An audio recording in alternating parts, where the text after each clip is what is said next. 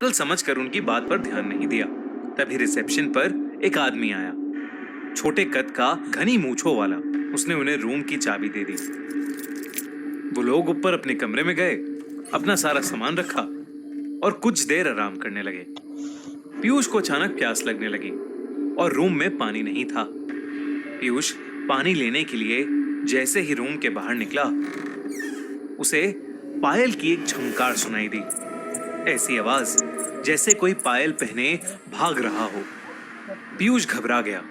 उसको ये बात बेहद अजीब लगी, क्योंकि उस होटल में कोई और नजर नहीं आ रहा था। अब उसके फ्लोर के कॉरिडोर के एंड से पायल की आवाज के साथ साथ एक जवान लड़की की हंसने की आवाज भी आने लगी। पीयूष उस आवाज के पीछे जाने लगा कि तभी उसके कंधे पर किसी ने हाथ रखा और पीयूष चीख पड़ा। पीछे रिसेप्शनिस्ट पानी लेकर खड़ा था। पीयूष ने अपनी बौखलाहट में उस रिसेप्शनिस्ट को डांटा और पानी लेकर वापस अपने रूम में चला गया।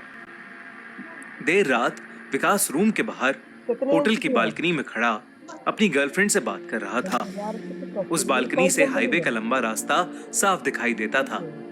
अचानक उस रास्ते पर एक एक्सीडेंट होता हुआ दिखा। विकास चौंक गया।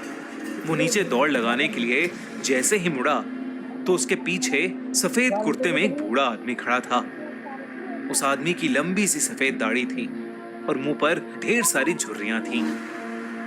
विकास उस आदमी को देखकर घबरा गया था, क्योंकि वो आदमी सिर्फ हाईवे की ओर देखकर मुस्कुरा रहा था। फिर अचानक से उसने विकास को देखा और उसने हंसना बंद कर दिया। वो आदमी जैसे ही विकास की ओर बढ़ा, विकास डरकर अपने रूम में आ गया। रूम में आकर जब उसने अपने रूम की खिड़की से उस हाईवे पर देखा तो वहां कोई एक्सीडेंट नहीं हुआ था।